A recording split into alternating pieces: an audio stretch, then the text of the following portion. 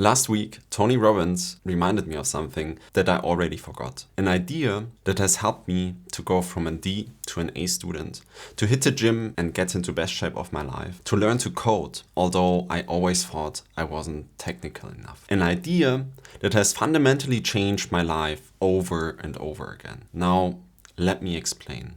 Most people don't fail because they lack the ability. They fail because they've already decided they can't. Now here's the uncomfortable truth. You probably already know what you need to do to reach your goals. You know that getting fit requires showing up in the gym 3 times a week. You know that learning Spanish means practicing vocabulary for 20 minutes a day and actually speaking out loud, although it might feel super awkward. And you know that building your business means shipping something, getting feedback, and then iterating. So this isn't a knowledge gap, it's a belief gap. Because somewhere along the way, you decided you're not a gym person, or you're not technical enough, or you're not creative enough. And that decision, made quietly, like almost unconsciously, became the ceiling on what you even attempt. Now I know this because I made the same decision. In school, I got a D in English. And I remember staring at that grade and thinking, okay, maybe I'm just not good for this. And that belief stuck. For years, I avoided writing, I avoided speaking English in public because I already decided the outcome before I gave myself like a real chance. But here's what I realized. Those beliefs weren't mine, not really mine. Because they came from a teacher's red pen, from comparing myself to other classmates who were learning effortlessly. And so I absorbed those beliefs like a sponge. And then I treated them like untouchable facts, like about who I was. But they're not facts, they're just stories. And stories can be rewritten. Now, confidence isn't something you're born with.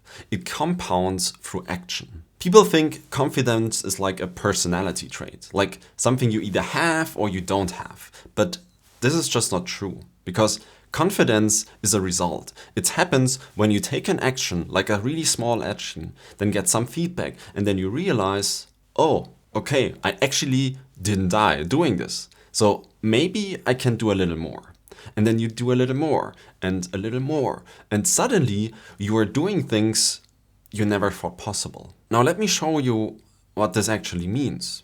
Because in English, I went then from that D in school to finishing school with a straight A. Now what changed was my mom's friend started helping me, and she gave me these small wins, like positive feedback on the things I was doing right. And that feedback made me then believe I could improve. And so I practiced more and I got better. And today I write and speak almost more English than German. Now the kid who wasn't a language person now creates content in English and works in English. And then there's coding. I told myself for years I wasn't technical enough. And then one day I just started to try it. I started with like tiny challenges, like super simple, stupid stuff, and something unexpected happened. I found it actually fun, and so I kept going. I hit walls, I got frustrated, but then came this moment where everything clicked. That moment when something finally works and you think, wait, I actually did that. I taught myself to code, and so I then landed a job in tech.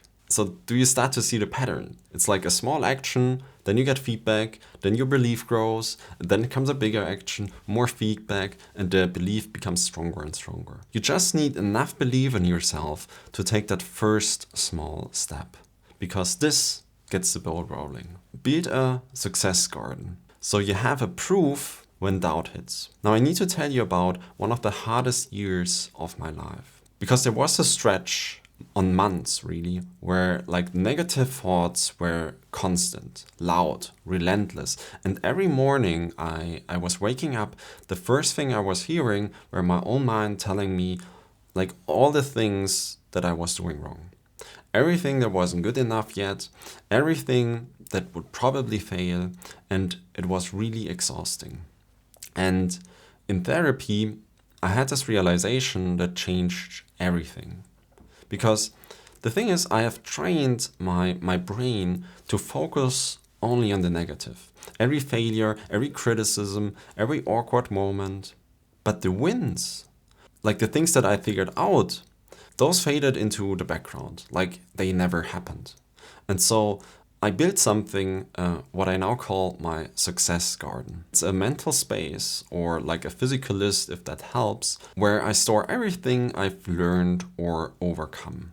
Like everything that I figured out, every skill that I built from zero. Think about it. You learn to read.